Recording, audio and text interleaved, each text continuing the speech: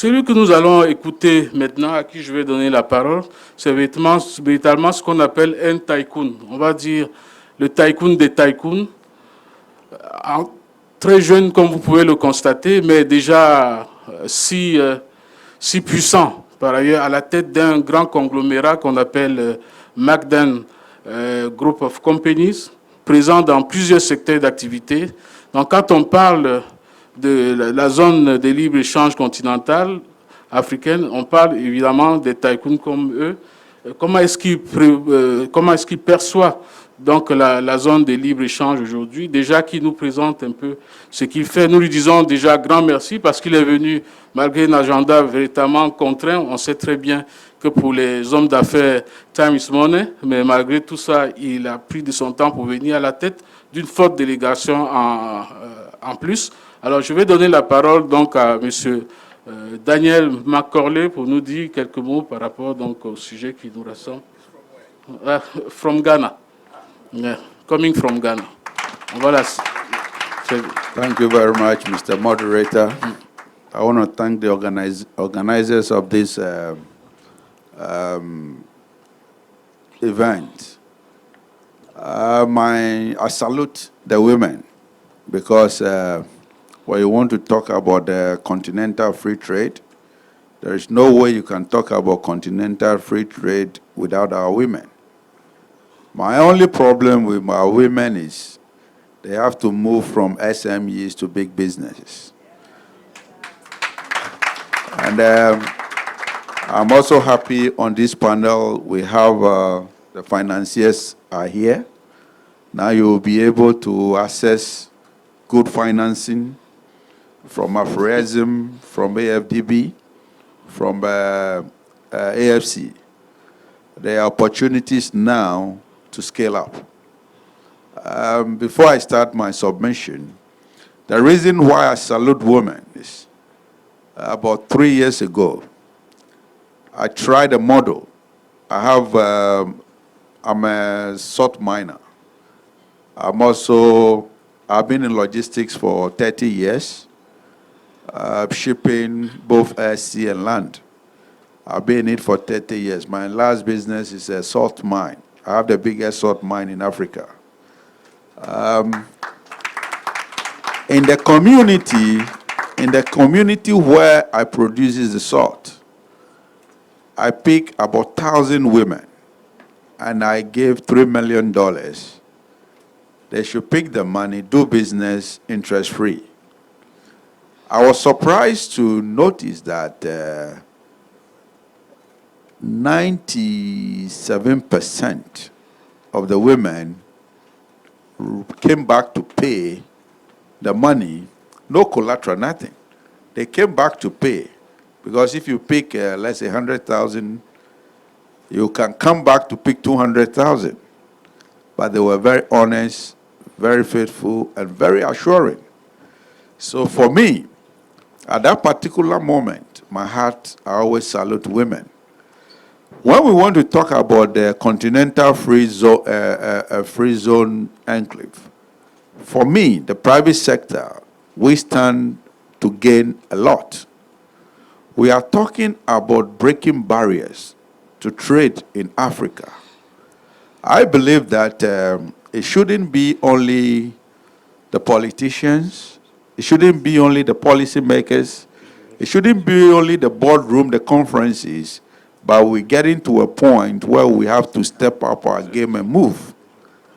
Currently, I have signed a contract with AFTA to buy cargo planes and to buy shipping vessels to move the cargo, because we cannot leave the space for the European, the Asians, and the Americans to control our cargo on the waters, in the sea freight, in the sea and the air.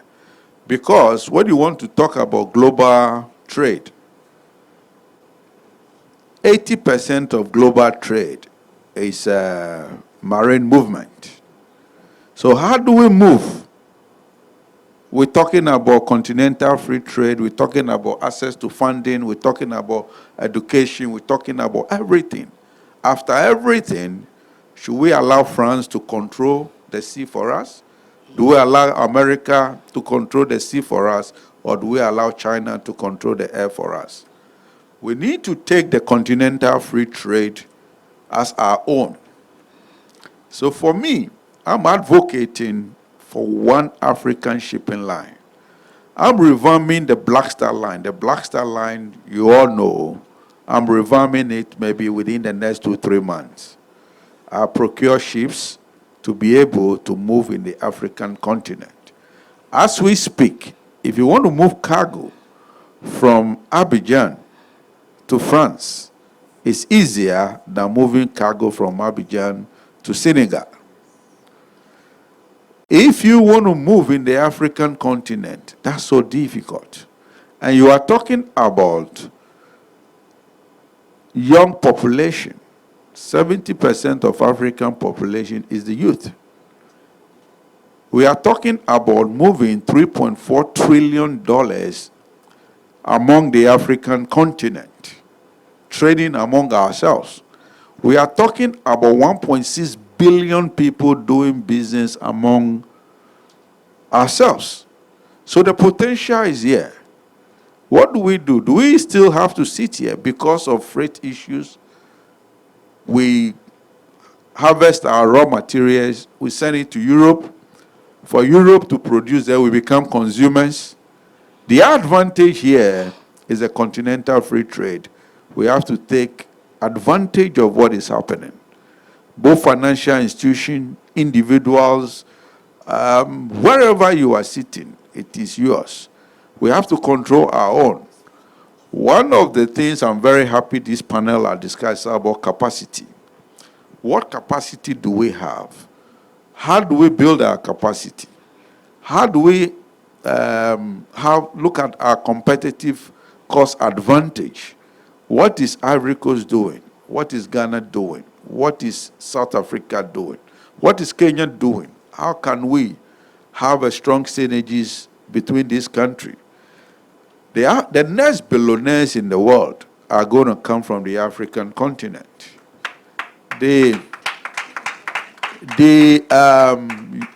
Western world have had their billionaires from IT, from logistics, from wherever. They've had their billionaires already. Our billionaires in the African continent are going to come from this continental free trade where we can be able to harness our natural resources, our cocoa, our gold, our manganese, our bauxite, whereby we have strong force, strong youth, where we provide employment for our youth. If we leave the youth to hang, we'll continue to have civil wars in our countries. So for me, the women are the bedrock. My encouragement go to the women. But as we, SMEs, big business, as I always say that, when you look at countries like Japan, America, and the rest, they were built by 5 big boys. Japan, Korea is built by Samsung. Japan is built by Toyota, Nissan, and 3 other companies. What is Africa being built on? What is Ivory Coast being built on? Is it our cocoa in a raw state? No. Is it Ghana, our gold and our bauxite in a raw state? No. But that is where we need each other to move the continental free trade to another level. The financiers are here. I don't believe that we don't have the human capacity on the continent. We do. But we're always looking outside.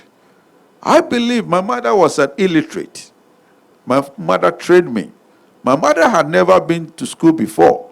But if you have 140-foot container with 100 goods, my mother can tell you the retail price of a cloth and the wholesale price of a cloth out of 100 goods. My mother, an illiterate mother from a small village, will be able to tell you that if you sell this, you make this profit. What we are learning in the universities. So this is the power the African women are having. So as I'm sitting here today, I will encourage the policymakers. I will encourage the entrepreneurs to be able to look within and pull out the capacity. Those of us who are moving and flying will continue helping. After the continental free trade to be possible, because we are not far from building our own African continent, one African continent with one trade, breaking all barriers. That is what the continental free trade is about. When you are moving your cargo here by road to Niger, you will meet about 10 barriers before you get to Niger. This is what the continental free trade here is about. That you can move your cargo from here to Niger without one police, without one custom barrier on the way. And that is the benefit for all of us. Thank you. Merci beaucoup. Merci Dan.